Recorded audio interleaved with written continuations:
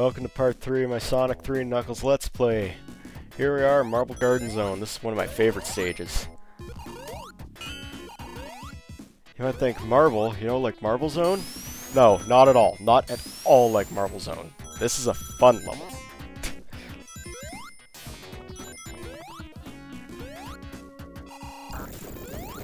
And for the longest time as a child, this was the farthest I ever got. I mean, sometimes I would get to a Carnival Night Zone, but most of the time I was stuck here. Alright, let's get that last Chaos Emerald. Spin dash through here. There's the last giant ring we will see. Well, the last giant ring we will jump into for a long time. We still see them. Because once you get all the Chaos Emeralds, giant rings just give you 50 rings. Meaning it's an automatic transformation into Supersonic if you want.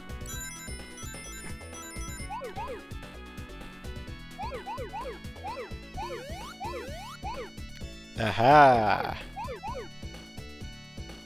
That's how you do it. So this time you actually get to see the rest of the special stage.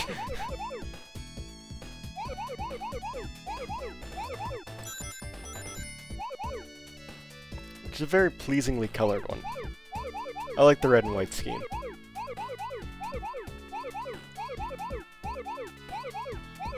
Here we go. If you encircle the big cross like that, you'll get all the blue spheres in between.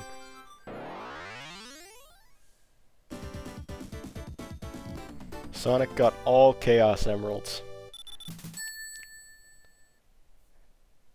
And now Sonic can be Supersonic. And it's changed a little to transform into him. You don't just jump with 50 rings and turn into him. You have to double jump now. Meaning if you do have 50 rings, you are going to lose the ability to use the Insta-Shield, but you become Supersonic and you become, like, uber powerful. Very nice, Tails. Yeah, watch out for these things. They can crush you. Sometimes that second one will catch me. It's kind of a crapshoot. You don't really know what you're getting into. Now, I try to avoid using Supersonic, just more for my sake. The music really... it's really grating after a while, the Supersonic / Invincibility music. I mean, I'm sure it doesn't matter too much to viewers because most people watching this are probably more interested in what I have to say and how I play the game. Less about the music. I'm not going to be one of those guys who like, oh, this music track is beautiful, so I'm just going to shut up and let you guys listen to it. Yeah, I don't see why people would do that. I mean, they probably shouldn't be doing Let's Plays.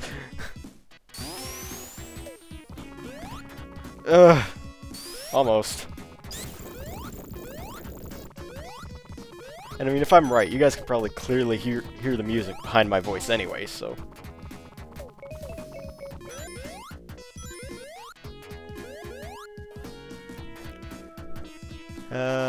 now I do go to the right here, but that's not what I wanted. Well, I need to anyway, because you need that spinny thing to bash through that wall. You can't spin dash through all the walls. Sometimes you need the top to get through it. I do not like those spike balls. I'm surprised I don't get hit by them more often.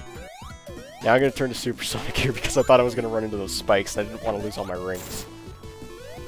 So as with Sonic 2, Supersonic is faster, jumps higher, and is completely invincible. Well, almost completely invincible. He can still drown, he can still be crushed, and he can still fall in the bottomless pits. But yeah, he's exactly the same as last game, just with a annoying theme after a while and a better sprite. I don't know if I've talked about it yet, but I love Sonic's sprite in this game. He just looks so badass. You can tell he is on a mission, especially when he goes Supersonic. You just see the look in his eyes and he looks like Super Saiyan. Which is what he's based on. Obviously. I mean, golden fur, or golden quills, they all spike up. It's just like a Super Saiyan from Dragon Ball Z. And I've heard people get confused with that. People think, oh, it's a ripoff of Dragon Ball Z. No, it's paying homage to it.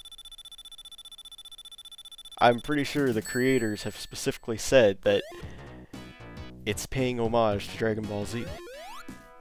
And I'll believe that. I mean, if it was a ripoff, I'm sure it would be getting a lot more attention than it does.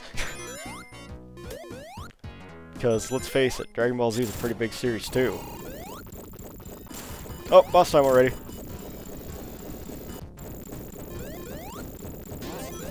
Or not. Ah, you see those spike enemies there? Yeah, if you hit them from the top, you will bounce off it like a spring. Which is kind of stupid enemy design on Robotnik's part, because spikes are usually one of the things that hit Sonic the most. So he makes the one Badnik that has spikes on top rubber spikes. Yeah, that's really smart thinking there.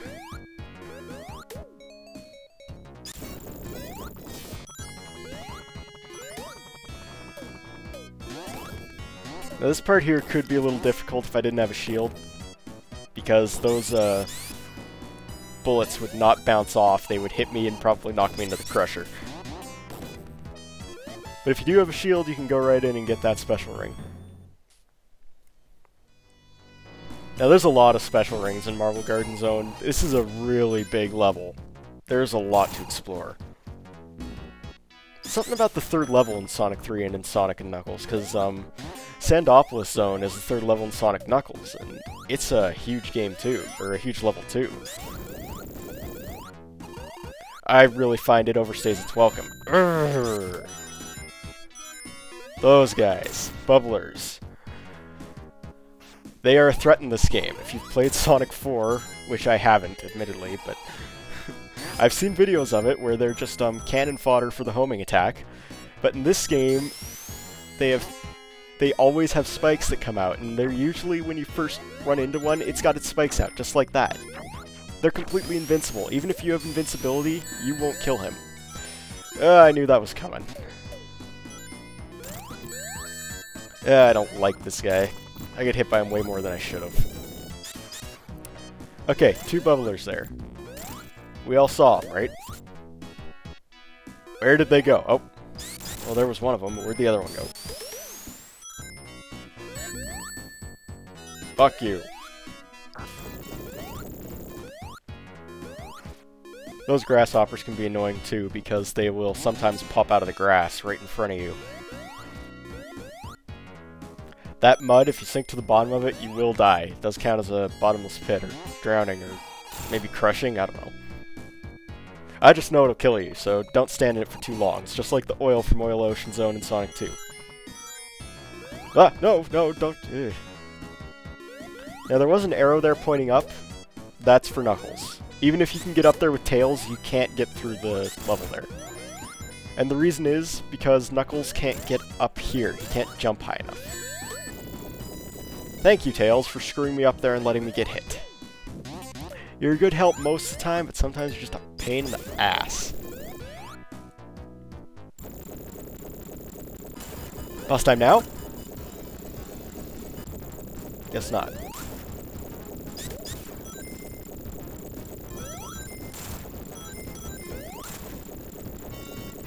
I know there's a crusher here.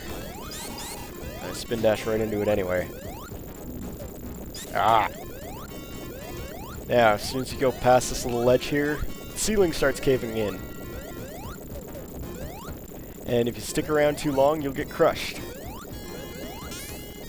This was a little nerve-wracking when I was younger, but not so much now. Unlike the one that you have to go through with Knuckles, which is incredibly nerve-wracking. Okay, bonus stage again. Let's grab some rings. Even though it's no good, I'm gonna lose them all pretty much right after I exit this place. And I'll be honest, I think I stay in here just a little bit too long.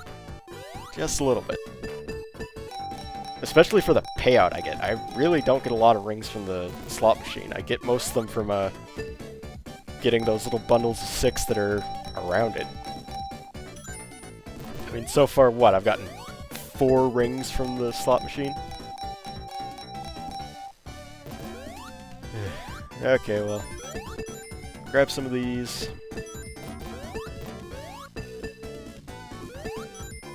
some of these.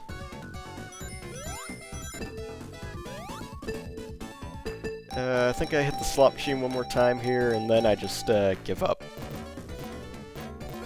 Yep, into the goal we go. Okay, let's get this over with.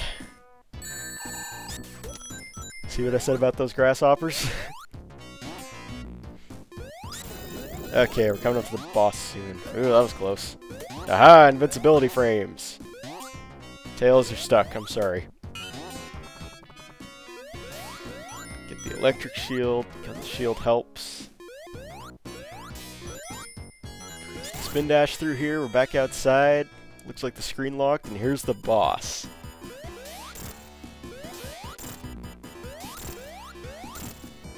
And... oh, well there goes the ground, and...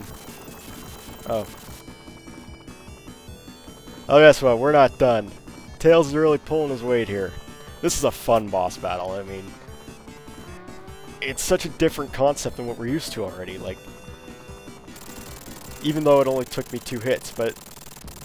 the idea of flying through the air with Tails carrying Sonic, Sonic jumping off, it's just a cool idea, it's something different.